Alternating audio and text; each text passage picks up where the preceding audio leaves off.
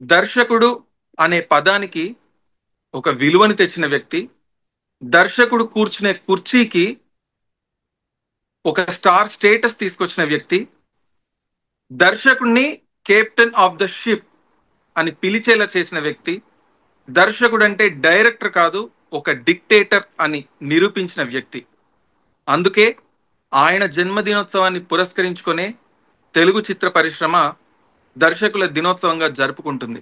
Dasari Narayana Rao Telugu cinema చరిత్రలో చిరస్థాయిగా నిలిచిపోయే ఒక దర్శకుడు ఆయన. ఒక కళాకారుడిగా ఆయనలో ఎన్నో వైవిధ్యాలు. ఆయన ఒక సినిమా రచయిత, మాటల రచయిత, స్క్రీన్ ప్లే రచయిత, ఒక గొప్ప దర్శకుడు, దార్శనికుడు, పాటల రచయిత, నటుడు, ఒక ప్రొడ్యూసరు, ఒక స్టూడియో అధినేత, అదేవిధంగా ఒక పాత్రికేయుడు, ఒక పత్రికా అధినేత. ఆయన నిర్వహించని పాత్ర లేదు సినిమా ఇండస్ట్రీలో. అదేవిధంగా ఆయన సినిమాలు చూస్తే 150కి పైగా చిత్రాలు తీసిన దర్శకుడిగా గిన్నీస్ రికార్డు పొందడమే కాదు, ఆయన తీసిన చిత్రాల్లో కూడా ఎంత వైవిధ్యం ఉంటుంది. ఒక సెంటిమెంట్ సినిమా తీసుకుంటే స్వర్గం నరకం, ఒక ఫ్యామిలీ డ్రామా తీసుకుంటే శ్రీవారి ముచ్చట్లు, ఒక మంచి భగ్న ప్రేమ కథ తీసుకుంటే స్వయంవరం. ఎప్పటికప్పుడు తనను తాను మార్చుకుంటూ ఉన్నాడు. తన సాటి దర్శకులతో సవాల్ విసిరాడు.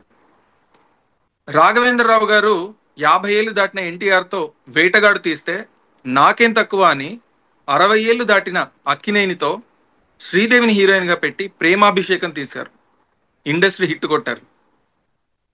ఒకవైపు విశ్వనాథ్ గారు శంకరాభరణం తీస్తే నాకేం తక్కువ అన్నట్టు మేఘ సందేశం తీశారు. శంకరాభరణంతో సమానంగా జాతీయ అవార్డుల్ని సంపాదించాడు. ఒకవైపు మాదాల రంగారావు విప్లవ సినిమాలు తీస్తే నేను తీయలేనా అంటూ లేడీ అమితాబ్ విజయశాంతిని పెట్టి ఒసే రాములమ్మ తీశారు. ఆ సినిమా సృష్టించిన చరిత్ర అంతా ఇంత కాదు. నారాయణమూర్తి గారు తన పంతాలో సినిమాలు తీస్తూ వెళ్తుంటే ఆయన్నే హీరోగా పెట్టి ఒరే రిక్షా సినిమా తీశారు. ఆయన చేసిన ప్రయోగాలు బహుశా తెలుగు ఇండస్ట్రీలో ఎవరు చేయలేరు. ఆయన చేసిన సంచలనాలు కూడా ఎవరు చేయలేరు. ఎలాంటి సమస్య వచ్చినా ఇండస్ట్రీలో ముందుండి నడిపించినటువంటి పెద్ద మనసు మన దాసరి గారిది.